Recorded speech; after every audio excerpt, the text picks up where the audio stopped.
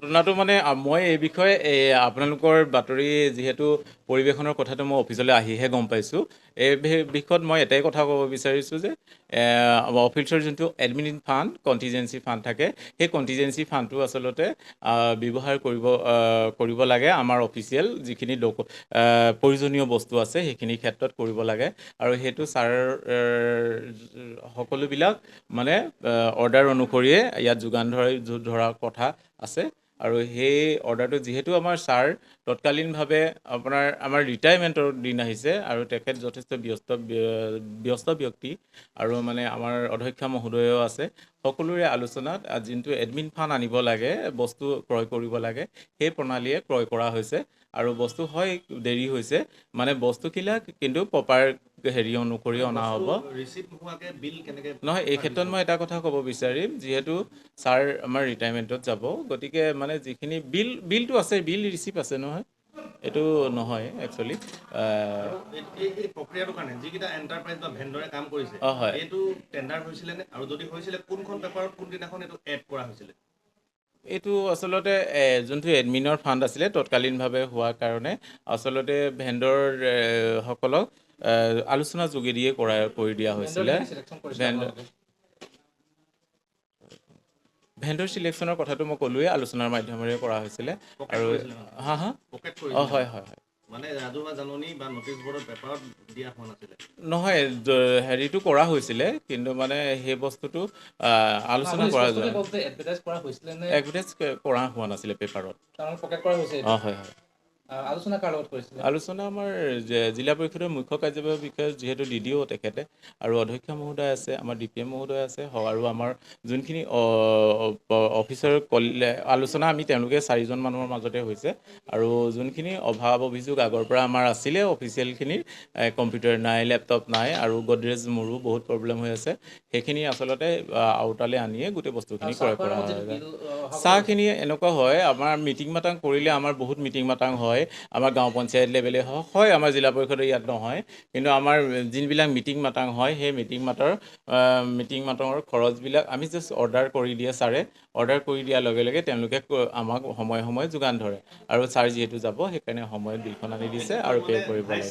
আৰু অন্যান্য সদস্যসকলে যিটো অভিযোগ দিছে তেওঁলোকে গম নাপায়, অৱগত কৰা হোৱা নাছিলে নেকি? নহয়, এই ক্ষেত্ৰত এটা কথা ক'ব বিচাৰিছোঁ, যিহেতু 15 ফাইনেন্সৰ এইটো এডমিন ফাণ্ড সম্পূৰ্ণ এজন DDOয়ে মানে পৰিচালনা কৰি নিব পাৰে। তেওঁলোকৰ কলিকৰ এমপ্লয়ীখিনিৰ যিখিনি সমস্যা আছে সমাধানৰ কাৰণেই আচলতে এই ফাণ্ডটো দিয়া হৈছে। গতিকে তেওঁলোকৰ সিদ্ধান্ত অনুসৰি এইটো দিছে আৰু ক্ৰয় কৰিছে বস্তুবিলাক। এই ক্ষেত্ৰত বিষয়টো তেওঁলোকক অৱগত কৰা নাই। BHQ এণ্টাৰপ্ৰাইজ এটা আছিল আৰু এটা দিখৌ ফাৰ্ম আছিলে। এইটো আপোনাৰ নাজিৰা হয়। দাস এণ্টাৰপ্ৰাইজ এইটো আপোনাৰ আমাৰ যোনটো ভেহিকুল হায়াৰ চাৰ্জ থাকে সেইটো দাস এণ্টাৰপ্ৰাইজ, আৰু মিটিঙৰ হাইটো দাস এণ্টাৰপ্ৰাইজেই দিয়ে। মই বেলেগ একো নাজানো। মোক অৰ্ডাৰকেইটা পোৱাৰ পিছত মোক কৈছে যে এইটো পইচাটো ট্ৰান্সফাৰ কৰিব লাগে, আৰু চেয়াৰমেন বাইদেউ আৰু CO ছাৰ দুইজনে বহি আছিলে মোৰ ওচৰত। তেওঁলোকে মোক কৈছে যে এইটো অলৰেডি আমাক কিবা ফাৰ্নিচাৰ কিবা কৰিব লাগে। আৰু মই এটা লেপটপৰ কথা কৈছিলোঁ, লেপটপ আৰু মোৰ তাত প্ৰিণ্টাৰ নাই, আৰু এটা মোক চেল্ফ লাগে বুলি কৈছিলোঁ, মোৰ ফাইলবিলাক থ'বৰ কাৰণে জেগা নাইকিয়া হৈছে। সেইকেইটা বস্তুৱে যাৱতীয় বস্তুকেইটা মই বিচাৰিছিলোঁ বহুত দিনৰ আগতেই, এতিয়া নহয়, সেইটো বহুত দিনৰ আগতে মই কৈ আছিলোঁ যে মোৰ এইকেইটা বস্তু দৰকাৰ, গতিকেলৈ মোক হেৰি কৰক। লেপটপটোৱে মোৰ এইটো যিটো ছিগনেচাৰ কৰিব লাগে সেইটো কাম নকৰে কেতিয়াবা। সেইকাৰণে মই কৈছিলোঁ যে মোক এটা লেপটপ আৰু চেল্ফ এটা আৰু প্ৰিণ্টাৰ এটা মোক লাগে। প্ৰিণ্টাৰটো মোৰ ওচৰত নাই, অলৰেডি বেয়া হৈ গৈছে বহুত দিনৰ আগতে, কিন্তু তেতিয়ালৈকে দিয়া নাছিল। এতিয়া লাষ্ট মানে কৈছে যে আপোনাৰ এইকেইটা আনি দিম বোলে, এনেকৈ বুলি ক'লে। আৰু তাৰপিছত মই সেইকাৰণে তেওঁলোকে ক'লে এইটো ট্ৰান্সফাৰ কৰি দিব লাগে। 30 তাৰিখে মোক অৰ্ডাৰ দিছে, 30 তাৰিখ আৰু যোৱা 31 তাৰিখেও মোক এটা অৰ্ডাৰ দিলে। এই জানুৱাৰী ৰিটাৰ্ণ আছে, চেংচন অৰ্ডাৰ আছে মোৰ ওচৰত। চেংচন অৰ্ডাৰকেইটা দিয়াৰ পিছত মইতো বাধ্য হৈ গ'লোঁ দিবলৈ। মোৰ আৰু বেলেগটো তেওঁৰ অথৰিটিয়ে হয়, মই ৰিটাৰ্ণ ডিমাণ্ড দিয়া নাছিলোঁ, ভাৰ্বেলি দিছিলোঁ। মই এতিয়ালৈকে পোৱা নাই। অলৰেডি পইচাটো ট্ৰান্সফাৰ হৈছে, ৰিচিভ হোৱা নাই এতিয়ালৈকে। বন্ধ আছিলে, তেতিয়া মোক মাতি আনিলে যে মই কৰা নাই, কেতিয়াও কৰা নাই। দীপক ভূঞা, চেয়াৰমেন আমাৰ চৰি মোৰ ফটকে নামটো সংগীতা গগৈ। ঘটনাটো মানে কি বিশেষ ইমান নাজানো, কিন্তু আজি পেপাৰতহে আমি পাই পিনে ইজনে সিজনক সুধিছোঁ, তেতিয়া কৈছে কোনোৱে গম নাপাওঁ আমি এই বিষয়টো। প্ৰায় 9 লাখ কিমান টকা বুলি আমি পেপাৰৰ কাটিং এটা পাইছিলোঁ, এতিয়া শুনিছোঁ 11 লাখ কিমান টকা। তেওঁলোকে কিবা অফিচৰ আচবাব কিনা তেনেকুৱা কথা কৈছে, কিন্তু এতিয়া এই পৰ্যন্ত একোলৈকে আমি অফিচত দেখা নাই।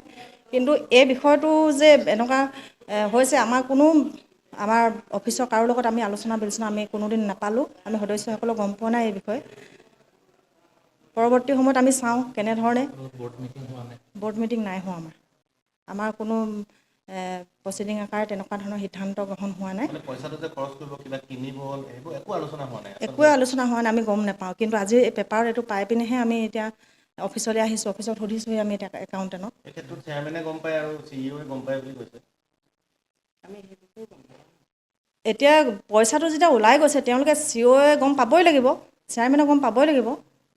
আমিহে গম নাপাওঁ, আমি সদস্যখিনি কোনোৱে নাজানো। মই তেতিয়া ভাইচ চেয়াৰমেনক সুধিছোঁ আপুনি জানে নেকি বুলি, তেখেতে কৈছে যে ময়ো নাজানো এই বিষয়ে। সেইকাৰণে অফিচত আহিছোঁ, এতিয়া আমি তেখেতক সোধা পোছা কৰিছোঁ কেনেধৰণে কি কৰিছিলে কি নাই কৰা। বিষয়টো আচলতে সঁচাকৈ বৰ লজ্জাজনক বিষয়, ক'বলৈ লাজেই লাগিছে। আমি পুৱা বেলিকা পেপাৰৰ কাটিং পাইহে আমি মানে কেইবাজনো ফোন মাৰিছে যে এনেকুৱা তেনেকুৱা বিষয়, তেতিয়াহে আমি গম পাইছোঁ যে ইমান টকা ইয়াতে 9 লাখ বুলি দিলে কাটিঙত। এতিয়া আহি দেখিছোঁ কাগজ পত্ৰত প্ৰায় 11 লাখ, 11 লাখতকৈ অলপ বেছি। 11 লাখৰ ওপৰত মানে পইচা আমাৰ 30 তাৰিখ আৰু 31 তাৰিখ দুদিনত আমাৰ কণ্টিজেঞ্চি এটা ফাণ্ডৰ পৰা মানে তিনিখন ফাৰ্মৰ নামত মানে পইচাটো গুচি গৈছে। এখনত 8,14,000, এখনত 1,167 আৰু এখনত 1 লাখ কিবা এটা এনেকৈ কৈ যায় নেকি। তো গতিকে এইটো সন্দৰ্ভত আহি আমি DPM মেমক কথা পাতিলোঁ, DPMক মাতিলোঁ। এতিয়া তেওঁক ক'লে বোলে তেওঁ মানে গোটেই তথ্যখিনি দিলে যে এনেকৈ তেনেকৈ মোক অৰ্ডাৰ দিয়াৰ কাৰণেহে মোক দিছে। তাৰপৰা একাউণ্টেণ্টক সুধিলোঁ, একাউণ্টেণ্টে কি ভাউচাৰ দিছিলে সেইখিনি চালোঁ।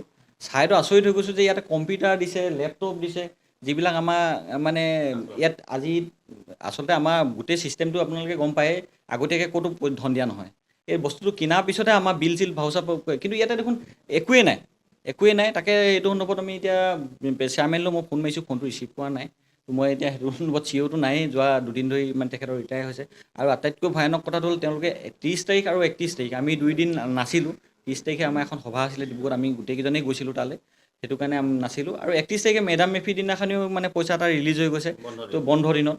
গতিকে বিষয়া এইখিনি তেওঁলোককে মই এতিয়া জগৰীয়া বুলি ভাবিছোঁ। এতিয়া আমি মোক সদস্যসকলে মানে গোটেই প্ৰক্ৰিয়াটো আমি গম পাইছোঁ যে কোনো ধৰণৰ এডভাৰটাইজ কৰা হোৱা নাই, টেণ্ডাৰ নাই আমি গম পালোহেঁতেন নহ'লে ক'লেহেঁতেন। ক'তো এইবিলাক মানে এডভাৰটাইজ নাই।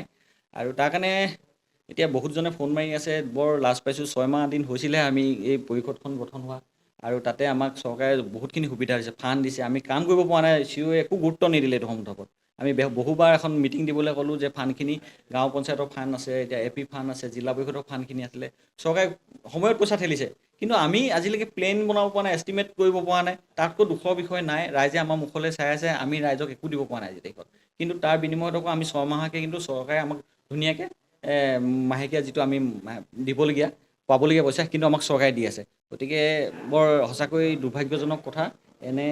এনেকুৱা দুৰ্নীতিত লিপ্ত হ'ব নালাগে। সভানেত্ৰীগৰাকী জড়িত আছে নেকি? এতিয়া কথাটো ক'বলৈ অলপ দিগদাৰ হৈছে, কিন্তু আমিতো আইনলৈ ঠেলিছোঁ। তথাপিতো এটা কথা ক'ব পাৰোঁ যে যিহেতু CO আৰু সভানেত্ৰী দুইজনৰ ছিগনেচাৰ অবিহনে পইচাটো ওলাই নাযায়, আৰু DPMও জড়িত আছে মোৰ অনুভৱ, আৰু মানে একাউণ্টেণ্টো জড়িত আছে নিচিনা মোৰ অনুভৱ হৈছে। গোটেই বস্তুটো আমিতো এতিয়া গোটেইখিনি নিজৰে মানুহ, আমিতো ইটোৱে সেইটোক আমি কৰিব নোৱাৰোঁ। গতিকে গোটেই ছিষ্টেমটো আমি আইনলৈ ঠেলি দিম। আমি এতিয়া DC মহোদয় বাইদেউৰ ওচৰলৈ লগ কৰিম বুলি ভাবিছোঁ, আৰু তেখেতক আমি এখন এইটো সন্দৰ্ভত সুবিচাৰ কৰি দিবৰ কাৰণে আমি অনুৰোধ জনাম। পুলিচৰ ওচৰত কিবা দাখিল কৰা? আমি আটাইকেইজন লগ হৈছোঁ, গোটেইকেইজনে কথা পাতি লওঁ, এখন এজাহাৰ দিলে ভাল হ'ব নেকি ভাবিছোঁ। নহ'লে আৰু কথাটো এনেকুৱা হৈছে, গোটেইকেইজনে এতিয়া ব্লেমটো মোক ধৰিছে যে আপুনি উপসভাপতি হিচাপে একো গম নাপায় নেকি। এইটো মোৰ কাৰণেও এটা বৰ লজ্জাজনক বিষয় হৈছে। মই সঁচাকৈ যদি কিবা সহযোগ কৰিব লাগে আইনী প্ৰক্ৰিয়াত মই সহযোগ কৰিম, কিন্তু মই এইটো সন্দৰ্ভত একেবাৰে মানে অজ্ঞাত বুলি আপোনালোকক জনাইছোঁ।